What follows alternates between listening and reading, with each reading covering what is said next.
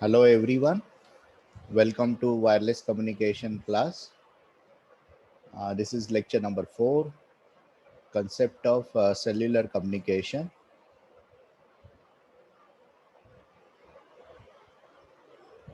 So here we'll see the example based on cellular system.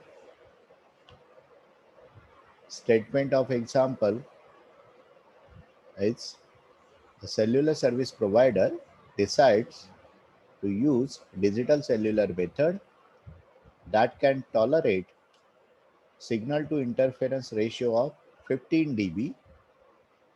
In the worst case, what is the frequency reuse factor and cluster size that should be used for maximum capacity if the path loss exponent n is equal to 4 and n is equal to 3. Assume that there are 6 co-channel cells in the first tier and all of them are at same distance from the mobile.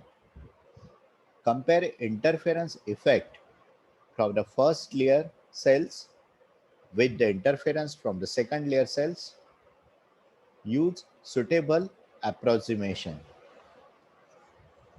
So let us see the solution for this problem.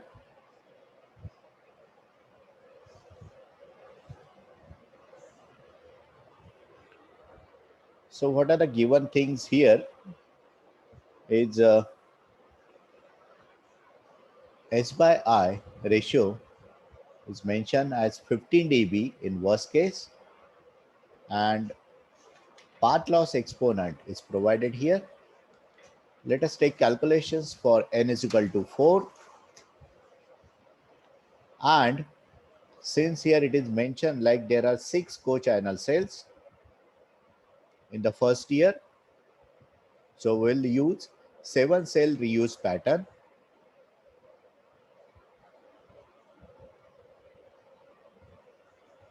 Now we'll come across the relationship between distance, radius and capital N. As here capital N is equal to 7, so D by R ratio comes out to be 4.582.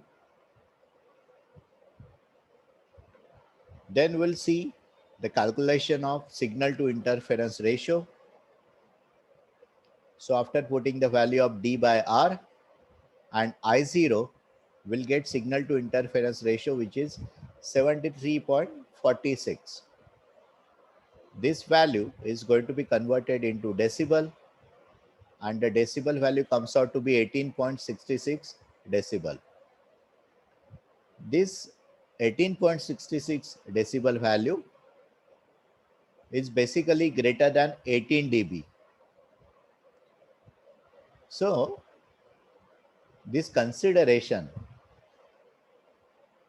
what we did here for n is equal to 7, we can use just because 18.66 dB is greater than the minimum required S by I ratio, which is greater than 18 dB for n is equal to 7.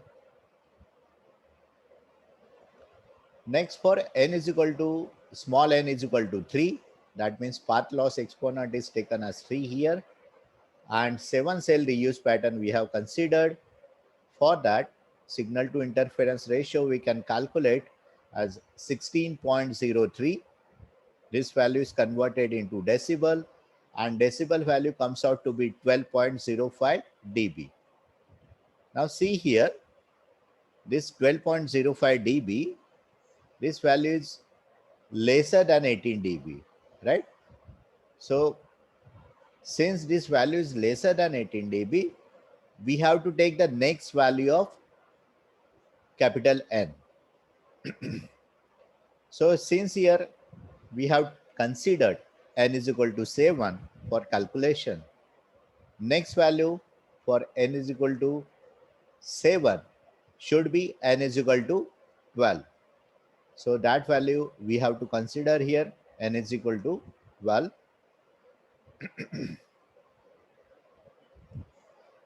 So considering n is equal to 12, we can find out d by r ratio.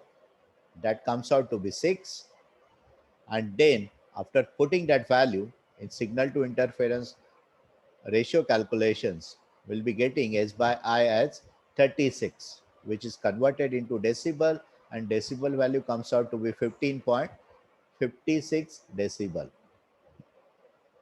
For n is equal to 12, we can find out minimum S by I ratio by making use of equation which is mentioned here. So after putting the values of Q, we'll able to find out the minimum S by I ratio value, which is comes out to be 15.07 dB.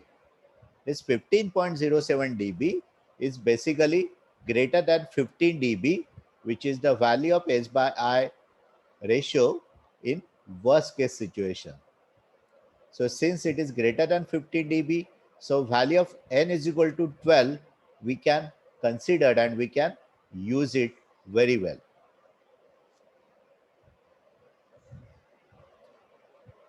Come to the next part. Now consider the interference from first and second layer. So considering both interference from first and second layer, will come across the equation of signal to interference ratio, which is given here, that is equal to 1 by 6 in the bracket q1 raised to minus 4 plus q2 raised to minus 4. So q1 is basically d1 by r, and which is comes out to be 4.587 for n is equal to 7, and q2 is 2d1 by r,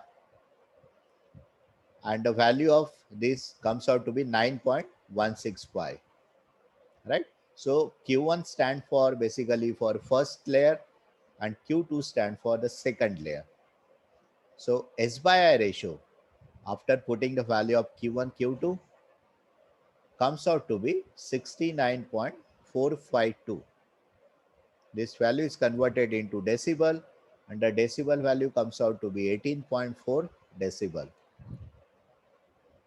But the S by I value considering first layer interference only is 18.66 dB as we have calculated earlier. The drop in S by I is 18.66 minus 18.4, that will be 0.26 dB. When the second layer interference is included, hence second and higher layer interference can be neglected as compared with the interference from the first layer.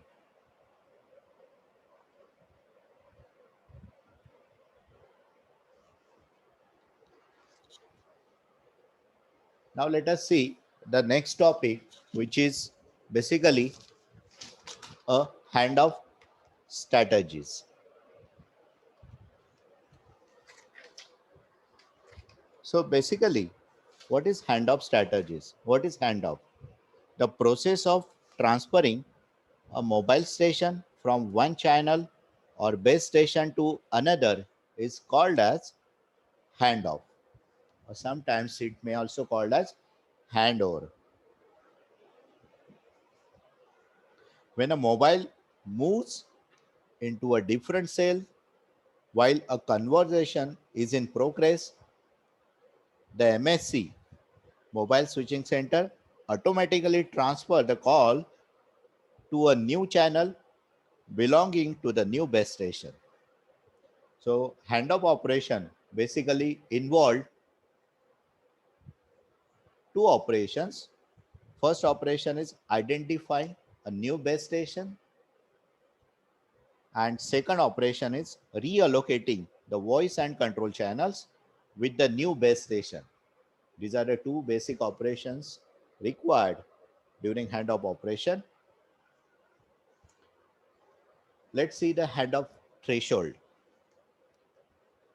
Handoff must be performed successfully, infrequently, and unnoticeably. This is the very important statement here. related to handoff. Let us see the meaning of these terms here.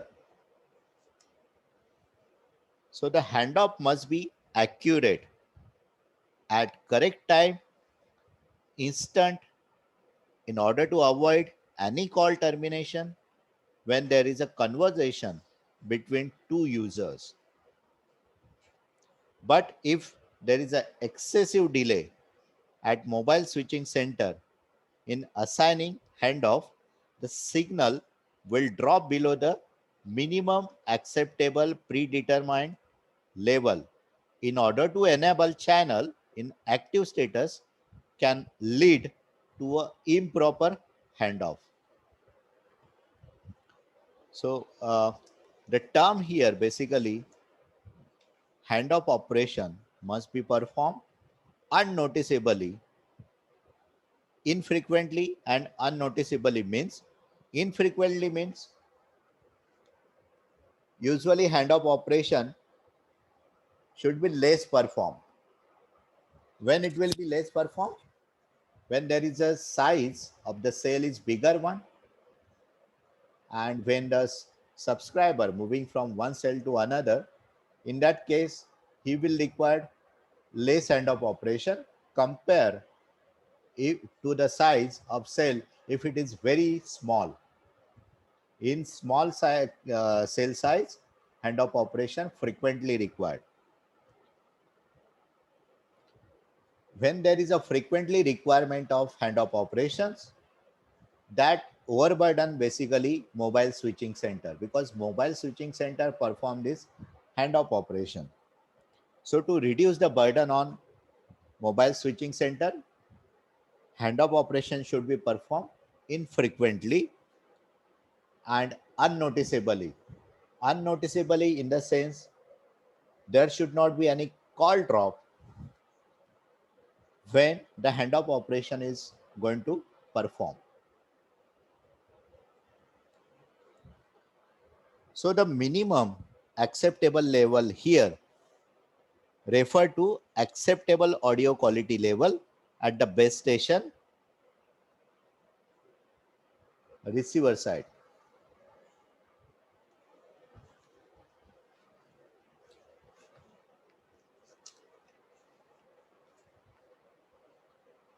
So here basically now we'll see stronger signal will come across one parameter called as stronger signal. The stronger signal that is stronger than the acceptable audio quality is used as a threshold here, and handoff has to be done at this threshold level, which is called as delta. So handoff margin we can define here as delta, that is equal to PR handoff minus PR minimum usable. This cannot be too large or too small. Previously, minimum usable signal for acceptable voice quality at base station receiver is between minus 90 dBm to minus 100 dBm. So this dBm is basically decibel milliwatt power. 90 minus 90 dBm is minus 90 dBm to minus 100 dBm. While in case of handoff margin, delta, so PR handoff minus PR minimum usable. This basically difference gives you handoff margin.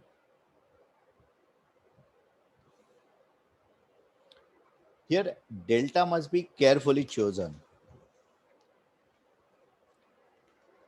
because if delta is too large, unnecessary handoff burden will be happening on MSC. When delta is too small, there may be insufficient time to complete handoff before a call is lost due to weak signal conditions. So even if we look at the expression for handoff margin, PR handoff is basically nothing but is the received handoff power, and PR minimum usable is received minimum usable signal power. So this delta value should be chosen very carefully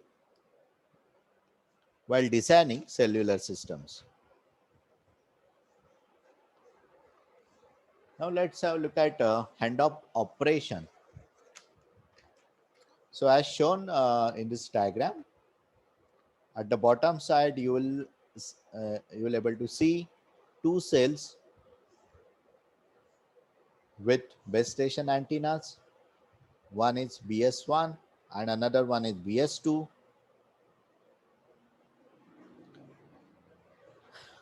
X point here, A point indicates to BS1 and B point indicates BS2 region. So one cell will have BS1 as an antenna where A point is located, and another cell is having BS2 with B point is located. Handoff operation is performed between these 2 points A and B. So there you will see a vehicle car is moving from point A to point B, and during this movement that car is passing from cell 1 to cell 2, and during such a situation handoff operation is required. So handoff operation explained in two ways here. If you look at basically the operation mentioned above, figure A is indicate improper handoff situation, where if you see on x-axis there is a time representation, on y-axis there is a received signal level mentioned. So starting at point A, that is called as level at point A. Then there is a handoff threshold level, which we have seen earlier. And then there is a minimum acceptable signal to maintain the call. So this level is very important as far as handoff operation is concerned. If the signal strength goes below this level, then the call is going to be dropped and handoff operation will be improper. That is why the last level shown here is level at point B, where the call is terminated. If you look at the figure B, which is proper handoff situation, in that case you will find level at point B, the starting level, okay, starting and end level, signal strength you will able to see at this level at point B. Then there is a level at which handoff is made. So that means if the signal level comes at the edge of minimum acceptable signal to maintain the call, which is shown in figure A, then after that level, the signal strength is going to be increased. That means the car moving from cell 1 to cell 2, at the boundary of cell 1 and cell 2, the signal level is in between. When the car moving from cell A to when car is moving from cell 1 to cell 2, so signal strength at the boundary will be different than the signal strength when car is moving in the inside the cell. So at point B, when car reaches, that time the signal level is slowly increases. So because of increment of this signal level, the handoff operation is performed. So that is why here it is shown two level, point A and point B. Now let's have a look at next parameter, which is dwell time. So as we have seen handoff must ensure that the drop in the measured signal is not due to momentary fading, and that is the mobile is actually moving away from the serving base station. So dwell time is one of the important parameters for cellular system. So dwell time basically indicate the mobile unit moves from serving base station, there will be drop in the signal level. So the base station monitors and measures the signal level before initiating a handoff for continuing with the call in progress, and the time over which a call may be maintained within a cell without handoff is called as dwell time. This dwell time basically depends on the different parameters which are mentioned here. So those parameters are propagation of signal, then interference of signal, then third parameter is distance between subscriber and the base station, and fourth parameter is speed of the subscriber. So as we'll come across the concept called as low speed user and high speed users.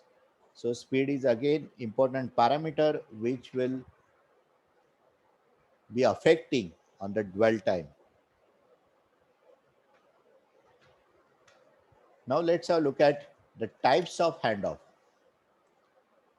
So there are different types of handoff which will be performed in different ways in different generations. So if we talk about the first generation analog cellular system, signal strength measurement are made by the base station and supervised by the MSC. Each base station constantly monitors the signal strength of all RVC radio voice channels to determine relative location of each mobile user with respect to base tower. So this was the strategy adopted in first generation analog cellular system. So most of the operation supervised by the MSC here, while in second generation system, handoff decisions are mobile assisted, which is also called as mobile assisted handoff operation. In short, it is called as MAHO. So in this, every mobile station measures the received power from surrounding base station and continually reports the result of this measurement to the serving base station. The handover is done at a faster rate.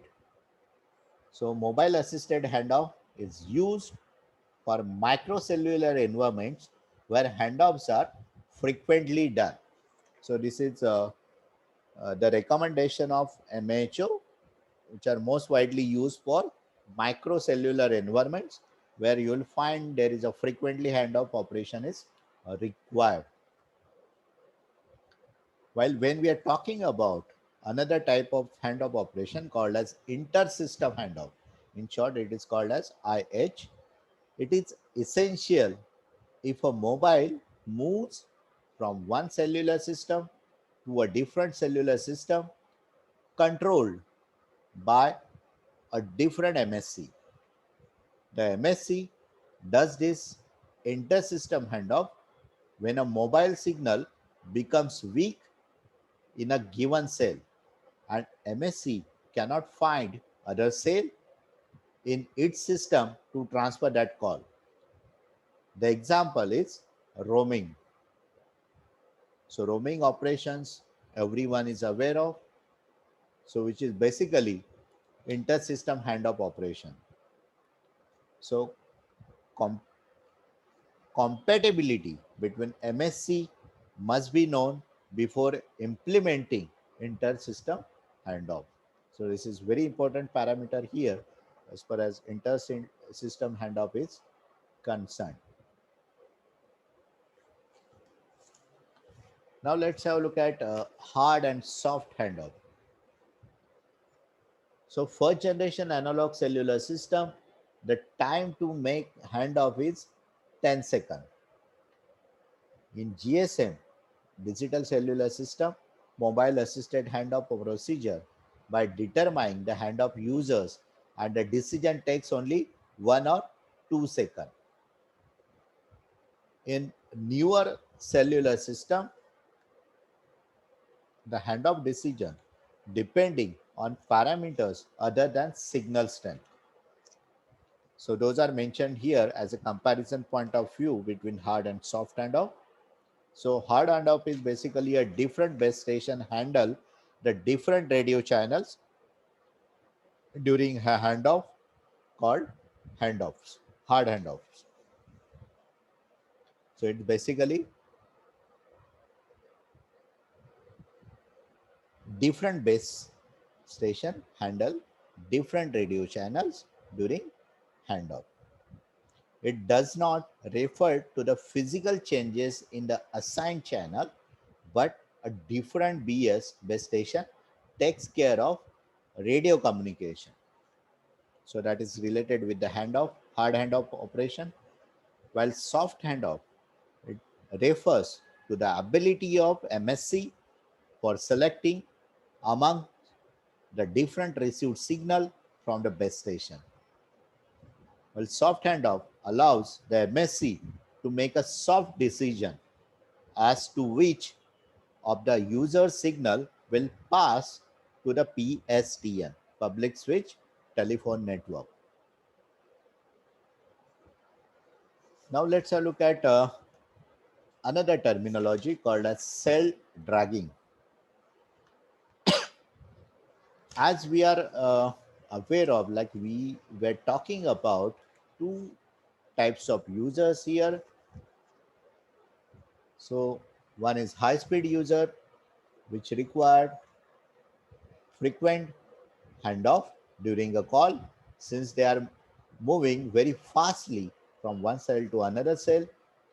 While there is another kind of user called as low speed users, they may never need a handoff during a call, because most of the time they are spending in one particular cell region. So handoff operation required for them is very less compared to high speed users. Microcells, to provide capacity, the MSC can become burden if high speed users are constantly being passed between very small cells. This is what we have seen earlier. So to minimize handoff intervention, handle the simultaneous traffic of high speed and low speed user. So handling of simultaneous traffic of high speed and low speed user is very important parameter to minimize the handoff intervention. So cell dragging is basically is the practical handoff problem in the microcell system. It is result of call off in progress in the cellular region. The handoff threshold level and the radio coverage parameters are the main factor that need to be considered to avoid cell dragging. So cell dragging problem here is related to the microcell system, right? And handoff threshold level and radio coverage parameters are the two main parameters which will affect cell dragging. Cell dragging may result from pedestrian users provide a very strong signal to the base station when there is a LOS path, line of sight path between the base station and subscriber. When user moves away from base station, the average signal strength slowly decays, and as user moves from far from the base station, the signal received at base station will be above handoff threshold level. So handoff need not be done. And finally, there will be traffic management problem and potential interference generated resulting in cell dragging. So this is about the cell dragging concept. Now let's look at the problem based on the concept that we have seen so far. So here, note down the statement of this problem. Determine the frequency reuse ratio for the cell radius of 0.8 kilometer separated from the nearest co-channel cell by a distance of 6.4 kilometer. So we have to determine the frequency reuse ratio for the given parameters. So let's see the solution. So R value is given as 0.8 kilometer, capital D value is mentioned as 6.4 kilometer. So Q comes out to be 8 here, which is basically a frequency reuse ratio. Now let's see the another example. Consider a high power transmitter that can support 40 voice channels over an area of 140 kilometers square with the available spectrum. If this area is equally divided into 7 smaller areas, each supported by the lower power transmitter, so that each cell supports 30% of the channel, then determine coverage area of each cell and total number of voice channels available in the cellular system, and you will have to comment on this on the result. Now let's see the solution of this problem. So the given things are total service area to be covered is mentioned as 140 kilometers square. Then the total number of channels available are 40 white channels. So we can find out the coverage area of cell, which is nothing but the ratio of total service area to the number of cells, which is comes out to be 20 kilometers square. To evaluate the option B, the number of white channels per cell, that is equal to 30% of original channels. So there are original channels are 40. So 30% of 40 channels comes out to be 12 channels per cell. The number of white channels available in cellular system then will be number of channels per cell multiplied by number of cells in the service area. So that comes out to be 84 channels.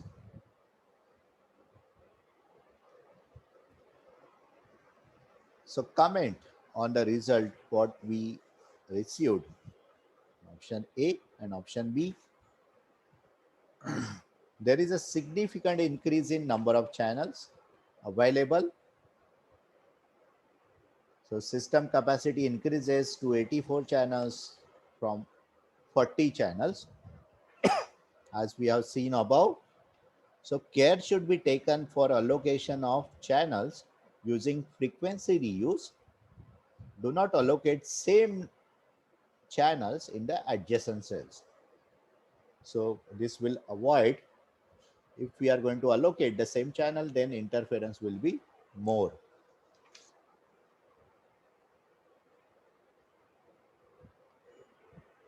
Now let's have a look at the example. Next example, example number 9. Calculate the number of times the cluster and size 4 will have to be replicated in order to approximately cover the service area of 1765 kilometers square with adequate number of uniform sized cell of 7 kilometers square each.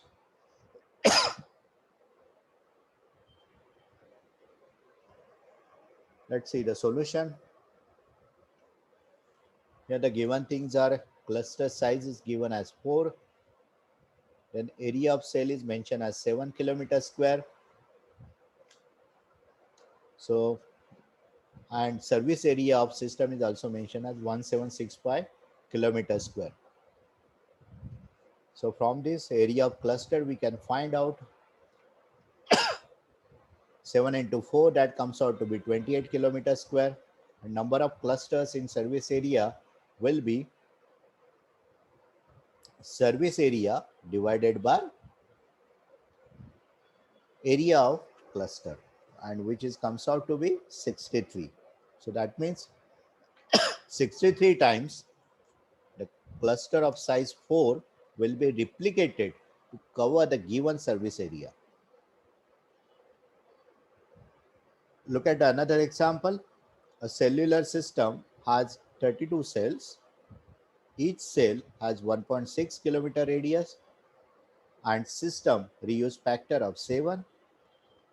The system is to support 336 traffic channels in total.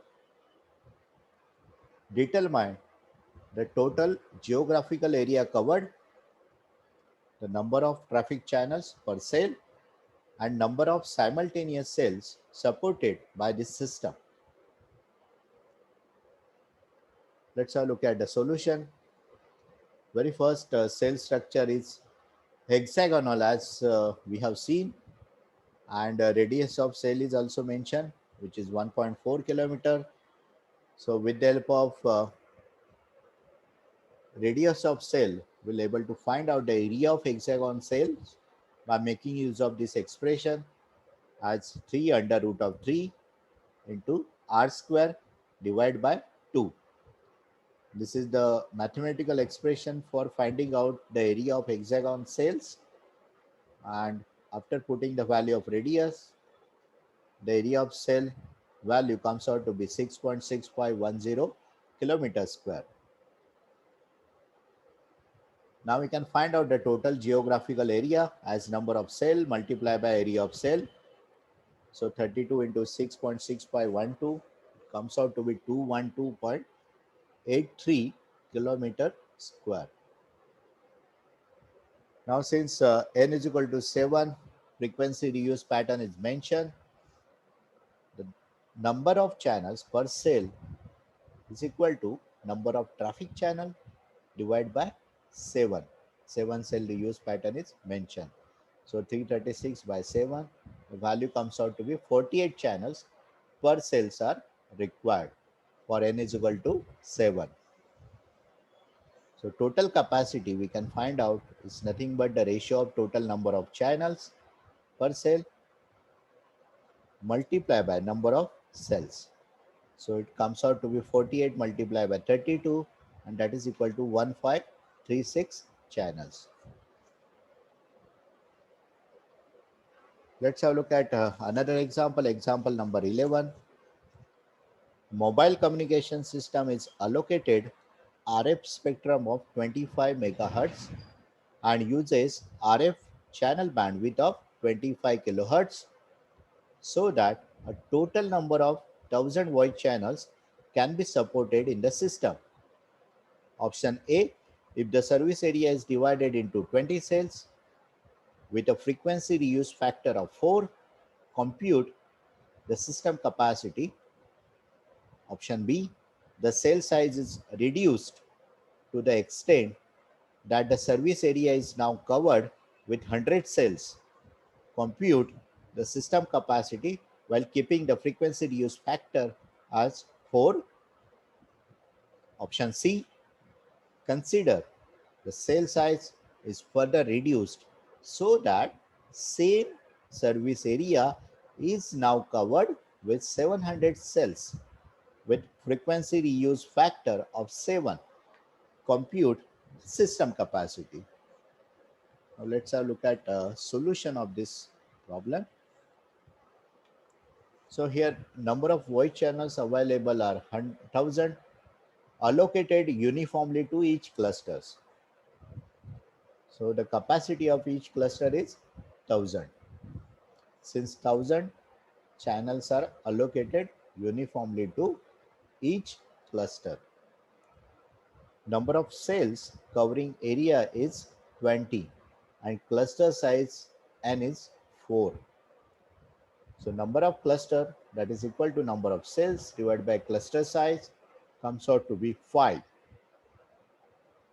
Then system capacity we can find out, which is nothing but capacity of cluster multiplied by number of clusters, so which comes out to be 5000 user. This is the system capacity. Now to determine the new system capacity, number of cell covering the area are 100 and cluster size is mentioned as 4. So number of cluster here is nothing but number of cells divided by cluster size, which comes out to be 25. And for 25 number of clusters, the system capacity comes out to be 25,000 user. Number of cells covering the area is 700 cells. The cluster size is 7, and then we can find out the number of cluster for the given specifications. So it comes out to be 100. And for 100 number of clusters, the new system capacity will be 1 lakh users. Example number 12. Consider that a geographical service area of cellular system is 4,200 kilometers square. A total of 1001 radio channels are available for handling traffic. If area of cell is 12 kilometers square, option A, how many times would the cluster size of 7 have to be replicated in order to cover the entire service area? Calculate the number of channels per cell and the system capacity. If the cluster size is decreased from 7 to 4, then does it result into increase in system capacity? Comment on the result. Let's have a look at the solution. So service area of cellular system is given as 4,200 kilometers square and coverage area of cell is mentioned as 12 kilometers square, while capital N value is mentioned as 1001, which are nothing but the radio channels available for handling traffic. So we have to calculate the number of clusters, cell capacity and system capacity. So for that, we need to find out area of clusters, which is nothing but the number of clusters multiplied by area of cell, and which comes out to be 84 kilometers square. Then we can find out the number of clusters, which is nothing but service area of cellular system by area of clusters. Value comes out to be 50. Then we can find out the cell capacity or number of channels per cell, which is nothing but capital N divided by cluster size. So it comes out to be 143 channels per cell. So system capacity will be capital N multiplied by number of clusters, and that comes out to be 50,000 50 channels. Now system capacity for reduced cluster size N is equal to 4. The area of cluster will be 48 kilometers square calculated here, and the number of clusters calculated are 87 for the given specifications. Now system capacity for this calculated values comes out to be 87,087 channels. So comment on the results are: decreases the cluster size, increases the number of clusters, which increase in system capacity. Average signal to interference ratio also increases with the decreasing cluster size. So keep it S by I in acceptable limit to obtain desired signal quality. So this is the comment on the result that we have received. We have calculated uh, for the solution of this problem. Now let's see the another problem. Example number 13. A cellular communication service area is covered with 12 clusters having 7 cells in each cluster and 16 channels assigned in each cell. Show that Number of channels per clusters are 112 and the system capacity is 1344. So let's have a look at solution of this problem. Number of clusters in the service area is 12. Number of cells in a cluster is 7. The number of channels in a cell is 16. So with the help of this, determine the number of channels per cluster, and which is basically the calculation of multiplication of 7 into 60. That comes out to be 112 channels per cluster. Now to determine the system capacity,